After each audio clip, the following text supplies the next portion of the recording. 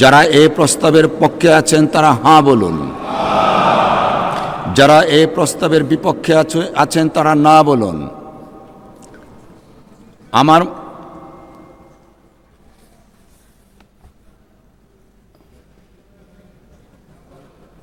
মাননীয় বিরোধী দলের নেতা, আমি যদি এই পার্টটা একটু শেষ করি দয়া করে।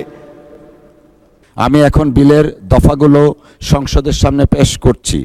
সংসদের সামনে প্রশ্ন হচ্ছে বিলের দফা 2, 3, 4, 5, 6, 7, 8, 9, 10, 11, 12, 13, 14, 15, 16, 17, 18, 19, 20, 21, 22, 23, 24, 25, 26, 27, 28, 29, 30, 31, 32, 33, 34, 35, 36, 37, 38, 39, 40, 41, 42 ও 43 এ বিলের অংশ হিসাবে গ্রহণ করা হোক।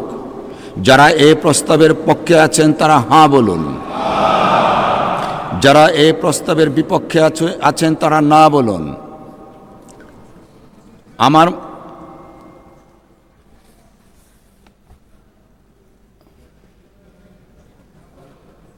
মাননীয় বিরোধী দলের নেতা, আমি যদি এই পার্টটা একটু শেষ করি দয়া করে। ধন্যবাদ আপনাকে। আমার মনে হয় হাঁ জয়যুক্ত হয়েছে, হাঁ জয়যুক্ত হয়েছে, হাঁ জয়যুক্ত হয়েছে। অতএব বিলের দফা 2, 3, 4, 5, 6, 7, 8, 9, 10, 11, 12, 13, 14, 15, 16, 17, 18, 19, 20, 21, 22, 23, 24, 25, 26, 27, 28, 29, 30, 31, 32, 33, 34, 35, 36, 37, 38, 39, 40, 41, 42 ও 43 এই বিলের অংশ হিসাবে গৃহীত হলো।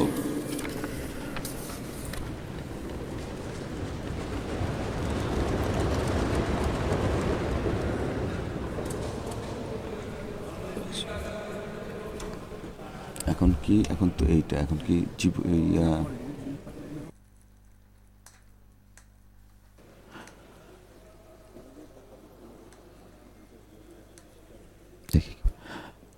মাননীয় বিরোধী দলের নেতা,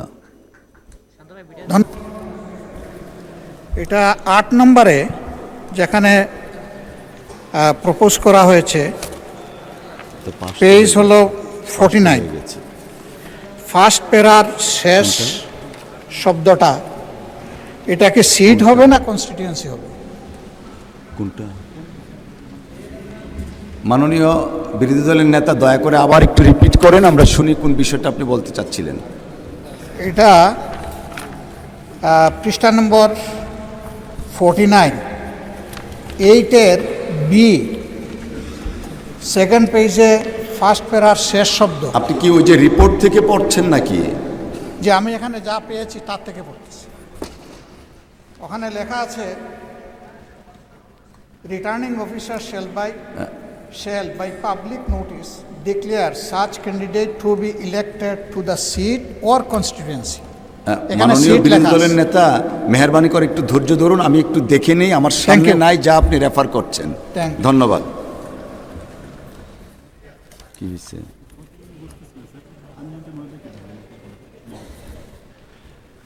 মাননীয় আইনমন্ত্রী মহোদয়, আপনি একটু যদি দয়া করে ক্লারিফাই করেন। মাননীয় স্পিকার, আপনাকে ধন্যবাদ। মাননীয় স্পিকার, এখন আমি এই বিলটার উদ্দেশ্য কারণ সংবলিত একটি বিবৃতি আপনার সামনে উপস্থাপন করার অনুমতি চেয়েছি।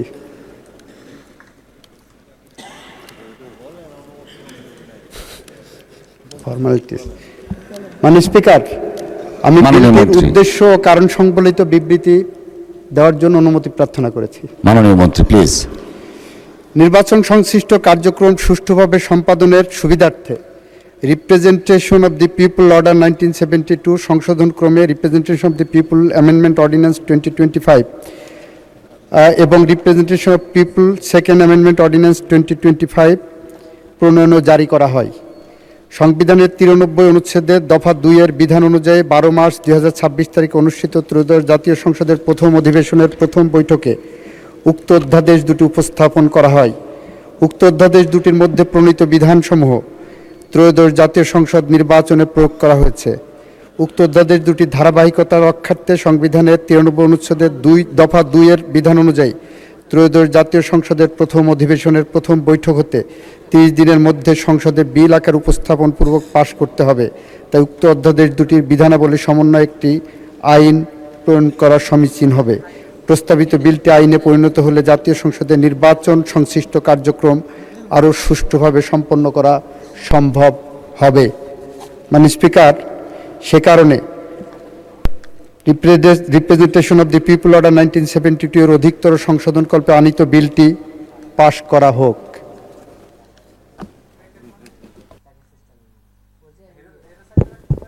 ধন্যবাদ মাননীয় মন্ত্রী। মাননীয় মন্ত্রী, আমাদের আগের যে প্রসিডিংস ছিল বিলের বাকি অংশ, সেটা এখন আমরা একটু যাচ্ছি।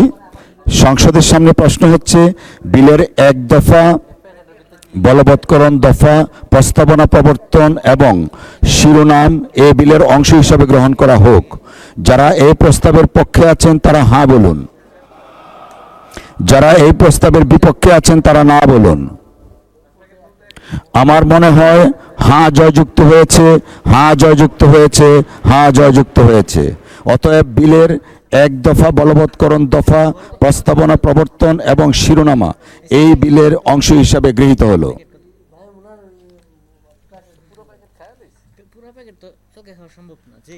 মাননীয় আইন, বিচার ও সংসদ বিষয়ক মন্ত্রী জনাব আসাদুজ্জামান, আপনি বিলটি পাশ করার প্রস্তাব উত্থাপন করতে পারেন।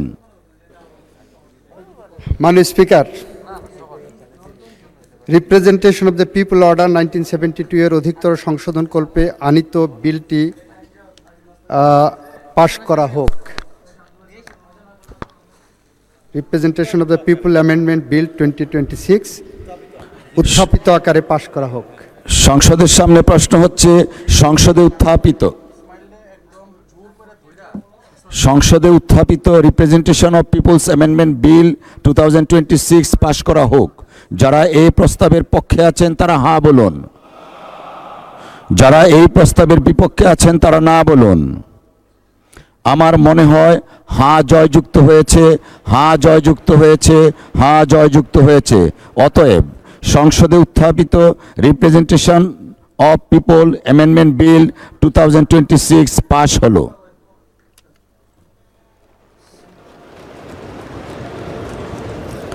এরপর একটা যে আমি দিব না। মাননীয় সদস্য, আপনারা বসেন, ইন্টারমিটেন্টলি তাকানো যাবে না। আমরা আমাদের যে কন্টিনিউয়াস প্রসিডিংস আছে সেটাকে শেষ করতে হবে। ভোটার তালিকা সংশোধন বিল 2026, জনাব আসাদুজ্জামান, মাননীয় আইন, বিচার ও সংসদ বিষয়ক মন্ত্রী। আমি এখন মাননীয় আইন, বিচার ও সংসদ বিষয়ক মন্ত্রী জনাব আসাদুজ্জামানকে ভোটার তালিকা সংশোধন বিল 2026 উত্থাপনের অনুমতি প্রার্থনার জন্য আহ্বান জানাচ্ছি। মাননীয় স্পিকার, আমি মোহাম্মদ আসাদুজ্জামান, মন্ত্রী আইন, বিচার ও সংসদ বিষয়ক মন্ত্রণালয়, ভোটার তালিকা আইন 2009 এর অধিকতর সংশোধনকল্পে আনিত একটি বিল, ভোটার তালিকা সংশোধন বিল 2026 এই মহান সংসদে উত্থাপনের জন্য অনুমতি প্রার্থনা করছি। মাননীয় মন্ত্রী, আপনি বিলটি উত্থাপন করুন। আসাদুজ্জামান, মন্ত্রী আইন, বিচার ও সংসদ বিষয়ক মন্ত্রণালয়, ভোটার তালিকা আইন 2009 এর অধিকতর সংশোধনকল্পে আনিত একটি বিল, ভোটার তালিকা সংশোধন বিল 2026 এই মহান সংসদে উত্থাপন করলাম। ভোটার তালিকা সংশোধন বিল 2026 সংসদে উত্থাপিত হল। মাননীয় সদস্যবৃন্দ, মাগরিবের নামাজের জন্য আমরা 30 মিনিট বিরতি যাচ্ছি। 30 মিনিটের জন্য সংসদ মুলতবি ঘোষণা করা হলো।